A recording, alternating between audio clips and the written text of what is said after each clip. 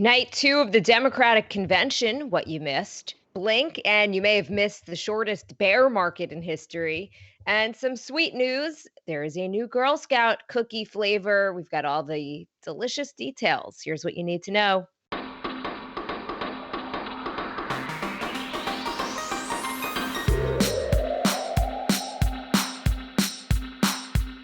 Good morning. This is Cheddar's Need to Know podcast for Tuesday, August 19th. I am Jill Wagner with Carlo Versano. Good morning, Carlo.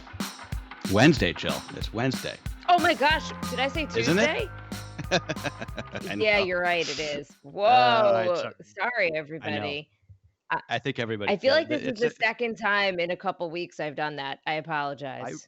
I'm regularly now at the point where I'm just like, is today Friday or Thursday? I think nobody knows. Let's just, I think part of the problem is it's been very late nights or at least early mornings for us because of the Democratic National Convention. On night two of the DNC, Joe Biden was formally nominated to be the Democratic presidential candidate by way of a virtual roll call vote. Which highlighted both the natural diversity of this country and also the generational and cultural diversity of the party. For anyone who didn't see it, you've had New York delegates in front of a New York skyline. In Michigan, delegates were standing in front of cars with the Detroit backdrop. Rhode Island delegates had a plate of calamari and a tribute to the state appetizer. A lot of people thought they were the winners of the night. And all gave their specific reasons for supporting Joe Biden. They pledged X amount of delegates to either him or to Bernie Sanders based on the outcome of their primaries. Carlo, this was a highlight for me. I planned on going to sleep at this point because, of course, we know the outcome here. We knew that Joe Biden was going to be officially named as the nominee. But I just thought it was so fascinating to see the backdrop for each state. It also made me realize how much of this country I have not seen. Yeah, I had the same thought actually. It's funny you say that. First, so I have a lot of thoughts about last night. First of all, it was way better than night one. The roll call, the virtual roll call vote. I think they should do that at every convention from now on. It is like exactly what you said. It's just so cool to see this country that we live in and the different. It was so much more visually interesting than them just at the at the convention hall at the microphone. I thought it was really phenomenal. I hope the Republicans do the same thing. I also love that they had Jacqueline, the security guard from the New York Times elevator, who actually did the actual formal nomination of Joe Biden, which I mean, it was just a great FU to the New York Times, which of course did not endorse Joe Biden in the primary, and the rest of the Manhattan, liberal media complex who didn't think Joe Biden had a shot at winning the nomination because they didn't understand his appeal to people like Jacqueline. And that was I thought that was a really great moment. I agree. I loved it. And I think it said something. I think it says something about anybody, how they treat people who maybe it doesn't benefit them necessarily to be nice to, and I just Precisely. thought that was awesome. I loved the roll call. I thought the same thing as well. Like, do this every convention. It was just Totally. so visually interesting. Also last night, two more Republicans, Cindy McCain and Colin Powell, recorded speeches in support of Biden, a sign that the Democrats see their path to the White House going through moderate Republicans who just may be disaffected with President Trump. Jill Biden delivered the keynote from her former high school classroom, recalling her husband's personal losses and saying that he would, quote, make the nation whole. Remember, Biden's first wife and daughter were killed in a car accident in 1972. And then their son, Beau, who survived that crash, died of cancer in 2015. I found her speech quite moving and very effective in the classroom. I thought, first of all, the classroom was very clever and smart, and she did a great job, I think, humanizing him, and just talking about family. She hit it out of the park, I think. The Democrats are doing something to the point that you just made about Cindy McCain and Colin Powell. The Democrats are doing something that I find really interesting with this convention, with the choice to highlight these Republicans, especially people like Colin Powell, who is frankly reviled on the left for his role in the Iraq War. What they're doing here is they are speaking directly to white suburban voters who have been moving away from Donald Trump. And they are saying, the Democrats are saying, this election isn't about policy first and foremost. It's about character. That's the whole ballgame. That's the strategy. And, if you're being honest, it's very hard for Trump to compete compete on character, especially with somebody like Joe Biden. So the Democrats are showing you people they're showing people to the audience with whom sorry, I'm poorly explaining myself, but what they're doing is they're showing you people who they profoundly disagree with on policy, and they're saying that those people support Joe Biden because that's how catastrophic Trump has been to the country. They're not making appeals to progressives or the base, assuming that they're going to come out to vote against Trump no matter what. That's a risky strategy. And if you follow liberals on Twitter, you'll think that it's a losing bet, that they should be focused on the future of party, like people like AOC, giving her more time. But I think what's being lost there is this whole event is not being programmed for those people. It's being programmed for the people you mentioned: independents, Republicans, people in Pennsylvania or Michigan who pulled the lever for Trump in 2016 because they wanted a change, even if they didn't like his character. There is probably real value, if you're somebody like that, in seeing somebody like a Colin Powell or a John McCain's widow speaking on behalf of Joe Biden and essentially giving you permission to vote against the party that you normally vote for. Liberals often forget politics is about power, right? It's about coalition building. You cannot do that. You cannot get to power without broadening your coalition. And I think that that's the strategy here. And again, it is a little bit risky. This is one of those things where, if Biden wins, this will be considered the smartest political move in a generation. And if he loses, it will be considered, really stupid that they kind of didn't program more to the left. A lot is being made of AOC. She only got 60 seconds and she used it to just endorse Bernie Sanders. But she even said that was her job last night, right? Like that their two Of course, people yeah. have to nominate a specific person. So she even came out on Twitter and she said, let's go win this thing. Conventions are important, but I think a lot is going to be decided in terms of the progressives, as you mentioned, Carlo. In the next few weeks, will we see AOC, Bernie Sanders, some of these big voices and powerful voices on that progressive part of the party really come out and give their support to Joe Biden? I think that'll probably make a huge difference. All right, switching gears, the Postmaster General has reversed course, now says that all changes at the Postal Service will be paused until after the election. Louis DeJoy, who's going to testify in front of House Democrats next week, is suspending any decisions that would have affected post office hours, mail sorting equipment changes, and processing facility closures. Attorneys general from 20 states have joined or filed lawsuits to push back on changes at the USPS that many fear could undermine mail-in voting. Yeah, the issue here is that a lot of these changes have already been implemented. There's no indication that I've heard of plans to roll those things back. So that's why it's going to be very important to watch this guy DeJoy watch his testimony next week. For example, CNN reported last night that they obtained documents showing 95% of the bulk sorting equipment that was scheduled to be removed has already been removed. So it's possible that this is just kind of a face-saving thing by him. But this is definitely something that the media and people should just continue to pay attention to, because again, I'm still remain very worried about what's going to happen on election night, especially with the mail-in voting, and that we just don't know yet. Forget election night.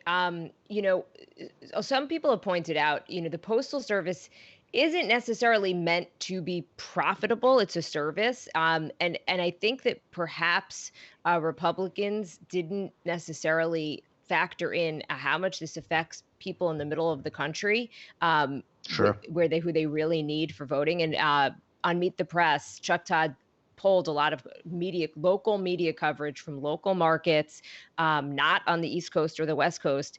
And this isn't landing well, changes to mail service. This is something that, as much as everyone's online and you don't get as much mail as you used to, as we call it, snail mail, people still rely on the mail for important documents, for medicines. And it's just not going over well when you take mail-in voting in the elections completely out of the equation. No, that's a good point. I'm glad you mentioned that, Jill. And I just want to say, what was I going to say? I forget now. But you're right. Yeah, the story of my life. Totally. The post office works, right? It's one of like the few things that works. The fact that I can send a piece of paper to Alaska for 30 cents and it'll be there in a couple days, that's an incredible success. And I think a lot of people appreciate that, even if the post office doesn't, quote unquote, make money, whatever that even means. Notre Dame and Michigan State, the latest universities to reverse course on their plans after seeing spikes in positive cases. Notre Dame moving all classes online for at least 2 weeks. MSU is going fully remote for the semester. At least 250 new cases nationwide have been tied to fraternity parties. Um, I yeah, mean, I what did you mean, expect? this Yeah, like this is, I mean, we're talking about the first week of school now. Like this is when you party. This is, if you think college kids aren't going to party before classes start, I got a bridge to sell you. Meanwhile, here in New York City, which of course is the only big city planning to open public schools in a couple of weeks, the mayor under growing pressure from teachers to delay the school year just because of the logistical hurdles involved with trying this staggered system of in-person learning, where they're going to try and bring, some kids back some days, other kids back other days. It's a huge mess. But New York is at least trying to get kids back in the classrooms this fall. I also want to mention this beef between New Zealand Prime Minister Jacinda Ardern and President Trump. So, President Trump called this new outbreak in New Zealand a quote huge surge and kind of slammed New Zealand's response to the pandemic. Ardern shot back, saying that the country's 9 new cases, not quite on par with the tens of thousands of new cases a day in the United States. She's got a pretty good point there. I mean, I love her. I think that she is. Again, I know that it's quaint to say this at this point. Like you can't compare a country like United States with a country like New Zealand, but that doesn't mean that they haven't had real leadership from her during this, and she deserves a lot of credit. I do think that the media, including us, does a disservice to the public and to anybody who's listening or watching, but by not mentioning specific numbers sometimes, because we say Sure. terms like second wave or surge or sharp increase in cases, referring to certain countries, right? Like Australia, New Zealand, China, places in Europe, but in those places, we are talking about dozens, maybe hundreds of cases in Right. some places. Here in the US, we're averaging 50, 60, 70,000 new cases a day at a point a couple Yeah. of weeks ago. So when you just talk about the response from governments to try to equate what we are doing here and compare it to other places, it's just important to note that they are taking steps, places like New Zealand, places in Europe, places in China that are scaling back, and shutting things down. They're doing it with a fraction of the cases. So it's Yeah. just, I think it's a failure on the part of the media sometimes. No, I agree with you. I do.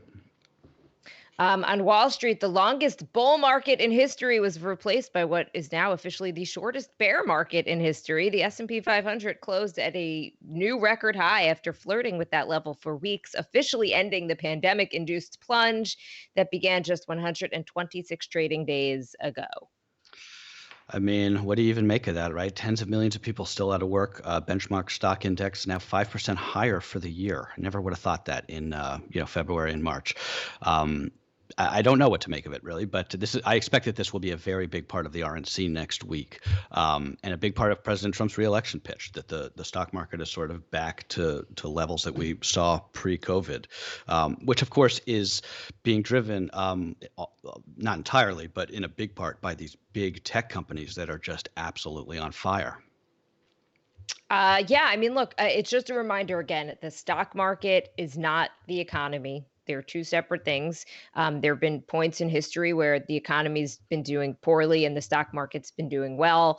And you just have to think the Fed, you could thank the Federal Reserve, which has Sure. just Yep. pumped so much stimulus and propped up these markets and basically saying, we're not going to let the markets fail. I don't. I guess maybe that was predictable. The scale at which they're doing that maybe is not, because it's pretty unprecedented. But I think that that's one of the big points, and something we mentioned on this podcast is that unfortunately, Main Street's losses are sometimes Wall Street's gains. In that, for every small Yep. business that closes up in your area, you're going to be forced to go to a company like a Walmart or an Amazon. Um, So That's there a you really go. good You know, point. there are That's a reasons really for good all point. this. Does Yeah. it catch up though eventually, right? Like if X amount of people are unemployed and just don't have money to spend, does that eventually catch up? I guess That's the that's what, fear. you know, Yeah. Well, and especially and without this, for without the federal unemployment benefits, which are continue to just be at an impasse in Washington, there's a real worry that people are going to stop spending money, right? And this is a there consumer-driven economy. there's also a concern. Look, so many young people. One of the weird byproducts that have come out of this time period is that a lot of young people who stayed on the sidelines of the stock market for a long time, especially because, they witnessed what happened in the financial crisis Yep. and were kind of put off by it, have gotten involved. There's now apps like Robinhood, and now they're involved in a market that perhaps to a new trader, they think only goes up, right? Like if you got involved in this thing 3 months ago, life is great. So you just have to, Yeah. hope that Well, they're doing their homework and realizing that unfortunately stocks, at least historically, go down. I mean, it doesn't look like that's the and case this anytime soon, but it and can happen. Julie, you're totally right. And the thing about those apps that scares me a little bit is they really make it feel like a video game, right? Or like a gambling thing. Like just the way that the apps like Robinhood and the other ones are sort of just engineered. So you get the sense that like, you win a little money and you keep at the table. It's really it's just sort of like a bad kind of like way to think about investing, I think. For everybody saying that remote work is the future, big tech is telling you not so fast. Amazon is adding 3,500 white collar jobs in 6 cities: Phoenix, Denver, San Diego, Detroit, Dallas, and New York City. New York is going to get about 2,000 of these jobs. They're going to be based out of the former Lord and Taylor flagship store in Midtown Manhattan. It was sold to WeWork and then Amazon for more than $1 billion. Earlier this month, Facebook took out a huge new lease, something like 800,000 square feet in Manhattan. Google continues to build a giant new campus just down the street on the west side. It's funny. It's like these tech companies have been the first to say Yep. work from home for the year. But when you look at where they're putting their money, it tells a different story, perhaps long It's term. It's really telling, and again, I think I've said this before, but I've gone from thinking that like work from home is the future to like you can't get me back to the office fast enough. But there is something ironic about Amazon taking space in the former Lord and Taylor flagship, of course, given that that's a department store that just went bankrupt in part because of Amazon, which has just dominated the retail sector. Also, I just want to make this aside. Amazon is now on pace to have more jobs here in New York City than it would have had with HQ2, which was its big campus that it pulled out of a couple of years ago, and they're doing it without any government subsidy. So I think that shows you that at least in a city like New York, these companies want to be here, and the government doesn't have to give them big tax breaks to do it. But the real notable thing is what you said. There's all this talk about remote work being the future, but is there actually evidence of that? The evidence seems to be that these big employers are doubling down on the idea that people are going to want to go back to offices and go back to that sense of sort of, cohabitation at work, right? And I think that there's something to that now that we've been doing this for like 6 months now. Yeah, I think if anything, maybe this flexibility that comes from it might be great, right? Like the Yep. option to work from home 1 or 2 days a week and Yep. for jobs where that typically was never even on the table. I think that's super I think that's really important, especially for women and or just parents in general. But yeah, it sounds I miss the office, and I don't miss the current office. I do miss the camaraderie of the office, and I miss seeing you, Carlo, face to face and being able to, just chat over a cup of coffee. No, Um, totally. And we were talking, Jill and I were talking on the phone yesterday, just about some like office politics or whatever. And I was like, I got no gossip. I don't know what's happening, right? It used to be like sort of knew where people were and what was going on behind the scenes just by virtue of like being in the, in the kitchen together and in the bathroom. It's like, I got no idea. I haven't even talked to anybody other than you in months. But you were my go-to person for any office gossip. And you've just been coming up dry, Carlo. Totally, I I guess know. there's no office, so there's no office gossip. But Exactly. you and I at least talk on the phone, and I wonder, and I think it's because we're actually friends, and I wonder though, and that has helped me. I think us feel like more connected, at least to Totally. this podcast and everything. And I wonder though if other people are doing that, because I think that is where creativity and collaboration actually happens. I don't think it's happening on Slack and necessarily Zoom meetings. Yeah, I completely agree. And let's just end on some good, sweet news. The Girl Scouts are introducing a new cookie flavor for next year. It is called Toast Yay. It tastes apparently like French toast. This new flavor is going to be available in January when the cooking selling season kicks off. If you don't have a neighborhood hookup, the Girl Scouts do plan to bring online ordering back in 2021. I love how you say that like a drug dealer. Like you need your neighborhood guy to get you the, the Girl Scout cookies, but it's You kind do of need true, a, right? Yeah, that's what the office was for, right? It was like all the yeah, exactly. Good parents who point. had kids who were Girl Scouts who were trying to sell for them. That's how I always got my Girl Scout Trying to cookies. trying to push their merch. I'm a Samoa's guy, and nothing will ever change that. I don't care how good this thing is. I think you can tell a lot about a person by their favorite Girl Scout cookie. Like I would never trust a somebody who eats tag-alongs. I mean, what is a tag along? What I don't even know what flavor that is. I think they're the gingerbread ones. I don't even actually know. I was just sort of making trying to be funny. I don't actually even know what they are. Thin mints are good, but Samoas are where it's at. I love Thin Mints. That's my go-to. Yeah, our audio person Michelle just slacked me and said tagalongs are the best. So I think I may have made some enemies. Oh, I was gonna say, Carla, be careful. Like you're more partisan than the conventions with that. Totally. Oh man. All right. All right, Well, everybody.